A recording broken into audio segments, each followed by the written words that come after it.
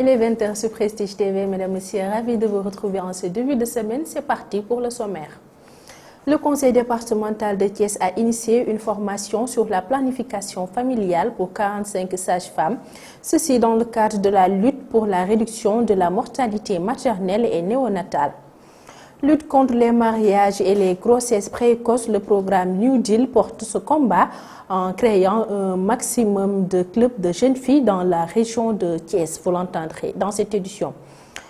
Dans cette édition, c'est aussi les populations de Mbaouane dans la commune de Kayar qui ont fait face à la presse pour dénoncer l'implantation d'une usine de farine de poisson. Le chef de l'État a finalement bouclé sa tournée économique dans le département de Linguère, d'où il a reçu un accueil chaleureux. Plus de détails dans la page nationale.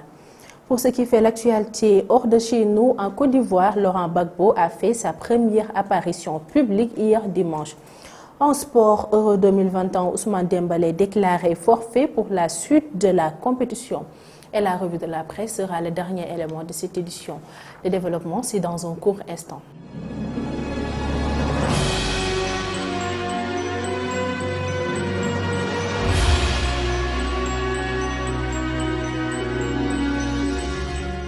Bienvenue à toutes et à tous et merci de vous informer sur Prestige TV. Tout d'abord, la situation épidémiologique de ce jour qui fait état de 33 nouvelles contaminations, dont 19 cas contacts et 14 issus de la transmission communautaire. 39 patients sont sortis de l'hôpital, 7 autres sont pris en charge dans les services de réanimation. Aucune perte en vie humaine à ce jour. 42 437 cas ont été déclarés positifs, dont 40 914 guéris, 1158 décédés et donc 364 sous traitement. Ce dimanche 20 juin 2021, 1570 personnes ont été vaccinées, portant le nombre total de 491 520 personnes vaccinées sur l'ensemble du territoire national. Célébrée chaque 21 juin à travers le monde par divers festivals, la fête de la musique a pour vocation de promouvoir la musique de deux façons. Sous le slogan homophone à son nom, fête de la musique, elle encourage les musiciens et amateurs à se produire bénévolement dans les rues et espaces publics. Au Sénégal, elle a été initiée par Mamadou Konté, décédé le 20 juin 2007 à l'âge de 59 ans. À Thiès, la journée sera marquée par des activités, notamment à la mairie de Thiès. Dans le cadre de la lutte pour la réduction de mortalité maternelle et néonatale, 45 sages-femmes de la Cité du Rail ont suivi une formation sur la planification familiale. Cette initiative vient du conseil départemental de Thiès qui a par ailleurs mis à disposition des couveuses. Yankoba Diatara, ministre de l'économie numérique et des télécommunications, qui a présidé la rencontre, salue l'initiative au micro de Diary Camara. Rendre grâce à Dieu de l'opportunité qui nous est donnée aujourd'hui de nous retrouver encore ici à l'hôpital régional pour cette belle cérémonie qui marque la fin d'une session de formation pour nos sages-femmes, nos braves sages-femmes. Je voudrais, monsieur le directeur, monsieur le médecin-chef de la région médicale, monsieur le médecin-chef de district, rendre hommage d'abord aux sages-femmes avant de dire les mots de salutation d'usage. Parce que aujourd'hui, c'est elles qui sont à l'honneur, mais c'est elles qui doivent être, à mon avis, saluées. Mais c'est elles qui méritent aujourd'hui l'hommage. Je voudrais vraiment, avec ma grande sœur à leur tête, rendre hommage aux braves dames de l'hôpital régional qui ont eu à bénéficier, et des districts, de cette formation. Vraiment bravo à vous. On connaît les sacrifices, on connaît l'engagement patriotique et citoyen, on connaît la sensibilité avec laquelle vous gérez, vous exercez cette mission. Ce n'est même pas une fonction, c'est une mission humaine, humanitaire et sociale avec beaucoup de difficultés, avec beaucoup de peine souvent, avec tout ce qui peut arriver, mais vous le faites avec générosité, avec beaucoup de cœur. Restons dans le domaine de la santé. Le programme New Deal porté par le projet de promotion des jeunes du ministère de la Jeunesse compte s'implanter dans la région de Thiès pour créer un maximum de clubs de jeunes filles pour lutter contre les mariages et grossesses précoces. Les visiteurs ont été présentés lors d'un CRD à la gouvernance de Thiès, en présence des responsables des services déconcentrés de la jeunesse, de l'assistance sociale, des chambres consulaires et entre autres. Madame Mariam Sen-Diop, inspectrice régionale de la jeunesse, que je vous propose de suivre. Nous avons l'honneur d'organiser un CRD sur le passage à l'échelle du New Deal.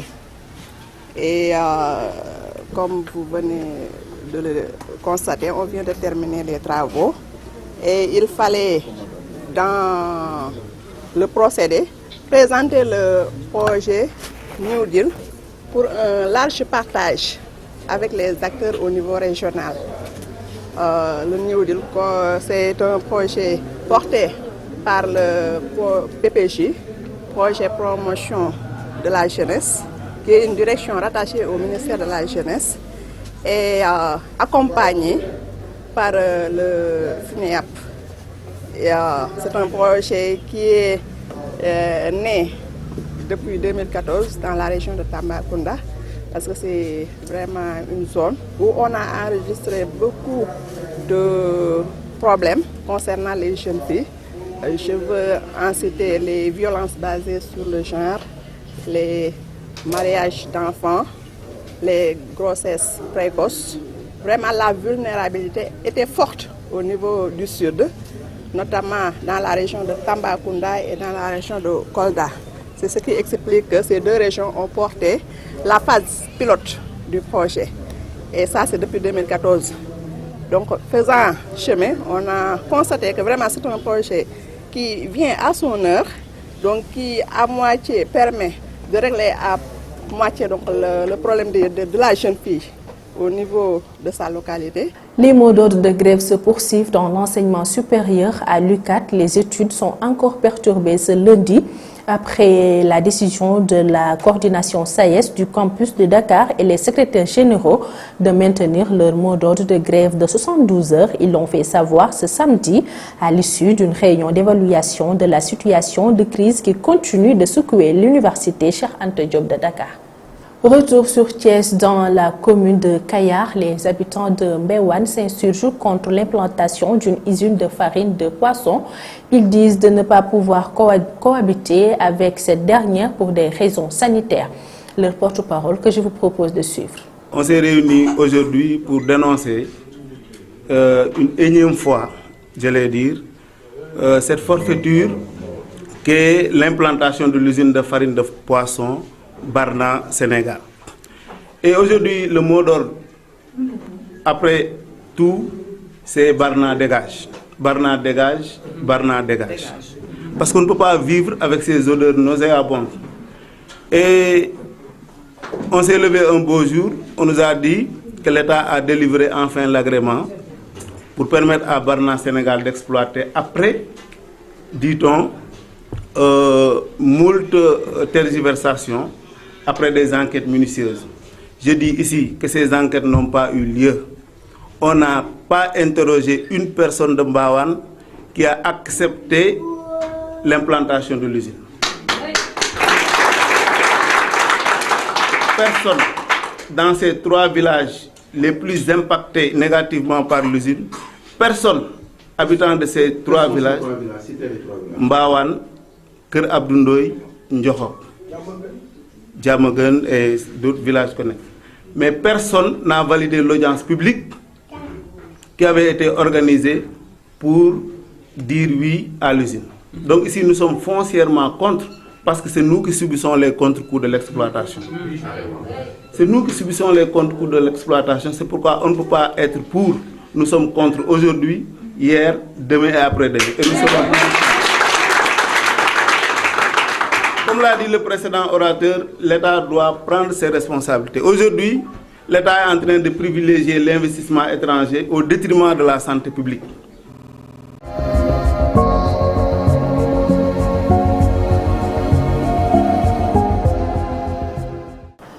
Je vous le disais tantôt dans le sommaire, le président de la République a finalement bouclé sa tournée économique dans le Nord. L'ultime étape a eu lieu dans le département de Linguère, d'où les populations ont encore réitéré leur militantisme envers le chef de l'État. Fatou Karagay à la présentation de la page nationale. Actualité nationale, après 8 jours, le président de la République a finalement bouclé sa tournée économique. L'ultime étape a eu lieu dans le département de Linguère, estimant que son déplacement est une belle réussite. Macky Sall a remercié les populations des zones visitées pour l'accueil riche, coloré et chaleureux. Sadio Mané vient de doter Bambali d'un centre de santé digne de son nom. L'attaquant de Liverpool a en effet procédé à l'inauguration de l'hôpital construit dans son village natal Bambali. Les travaux lancés en 2019 sont terminés. Il y a quelques jours, l'international sénégalais a été reçu par le chef de l'État. Et lors de cette audience, il a informé de sa décision d'offrir l'infrastructure sanitaire à l'État du Sénégal. Le coût de l'investissement est estimé à 350 millions de francs CFA. Plus de 300 agents de la gendarmerie nationale ont ratissé la zone de Keur Massar hier dans la nuit. Une opération de sécurisation qui a permis de mettre la main sur des bandes de malfrats. Ils ont lancé l'assaut samedi 20 juin sur instruction du nouveau patron de la gendarmerie, le général de division Moussa Fall. L'opération a été conduite par la Légion de gendarmerie Ouest dans le cadre de la lutte contre la criminalité et la délinquance dans les secteurs de Keur Massar, Mao et Tivaouane Peulh. C'était tout pour l'actualité nationale.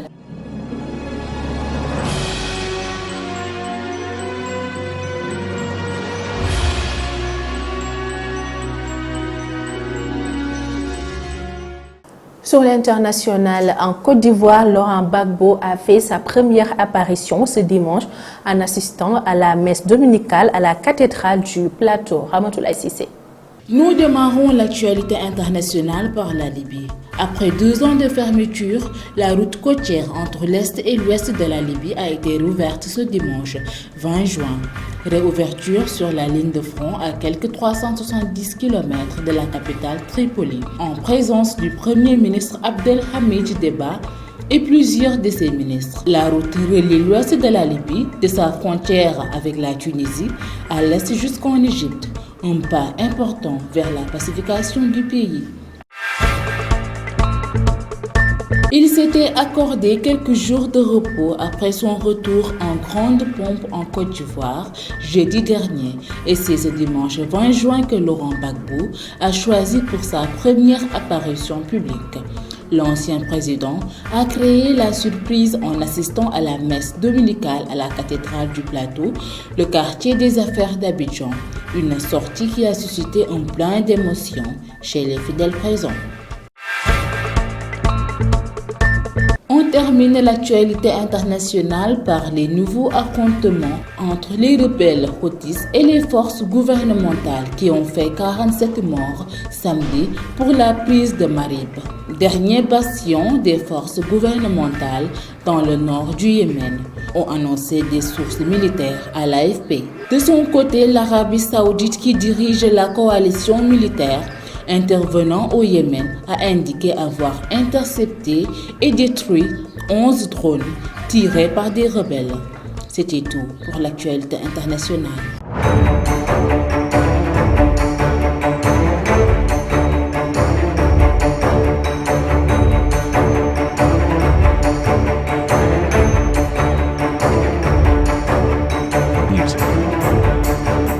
En sport, Euro 2021, Ousmane Dembélé est déclaré forfait pour la suite de la compétition.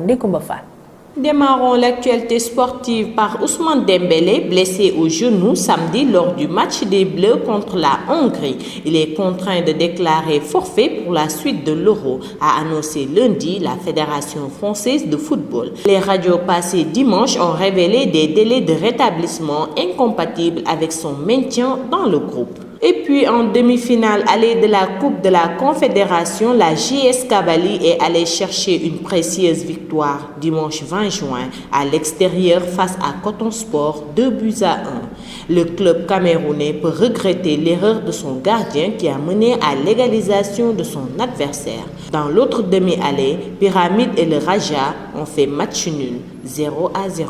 Et enfin, l'Assemblée générale élective de la Fédération sénégalaise de football FSF qui permettra de désigner un nouveau bureau fédéral se tiendra le samedi 7 août 2021 à Dakar, renseigne un communiqué de la commission électorale. La succession de M. Augustin Senghor est ouverte en vertu des décisions de la commission électorale en date du 19 juin 2021. L'Assemblée générale élective de la Fédération sénégalaise de football se tiendra le samedi 7 août 2021 à Dakar, a annoncé un communiqué de la commission électorale de FSF.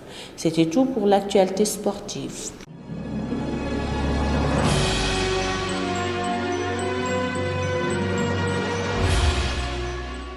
Dernier élément de cette édition, la revue de la presse qui est l'affaire de Rokhaya Dabameng. Bienvenue. Le président de la République, Macky Sall, a bouclé sa tournée économique dans le nord du pays par l'inauguration samedi du Dara moderne public de Ranérou.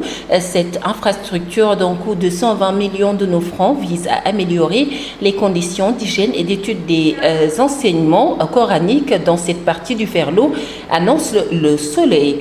Déthié Fall, à l'assaut des électeurs, décrit comme un homme méthodique et très rigoureux, le polytechnicien ne cesse de recevoir la sympathie des Sénégalais qui voient en lui un potentiel successeur de Macky Sall, précise l'évidence. L'Observateur accorde un entretien exclusif à Youssou N'Dour qui a pris part au Forum de Dakar. Durant 3 jours, ce rendez-vous d'échange va réunir jusqu'à 500 personnes qui devront débattre du thème « Vivre en ville en 2020. Malaise persistant dans la gendarmerie, la Tribune se pose plusieurs questions. Pourquoi le général a-t-il été débarqué à 3 mois de la retraite? Quel rapport avec la radiation du capitaine Touré? Et d'autres questions à retrouver à la une de la Tribune. L'info à sa une revient sur la succession de Moustapha Niasse à la tête de l'AFP. Alioune Sarr en pôle position. Nos confrères retracent le parcours de l'homme. Rewmi Quotidien reparle de la visite économique de Macky Sall et qualifie les tournées du président comme des sorties à risque. Nos confrères expliquent cela par Macky hué à Touba, un mort à Ranérou et Omar Gueye conspué à Kër Ndiaye-Lo. Pour terminer, Euro 3e journée, les Pays-Bas pourront-ils imiter l'Italie? C'est la question qui se pose dès lors. Bonne lecture. Et c'est la fin de cette édition du soir. Merci de l'avoir suivi. Merci également à toute l'équipe de la régie. Je vous souhaite de passer d'excellents moments au programme de Prestige TV.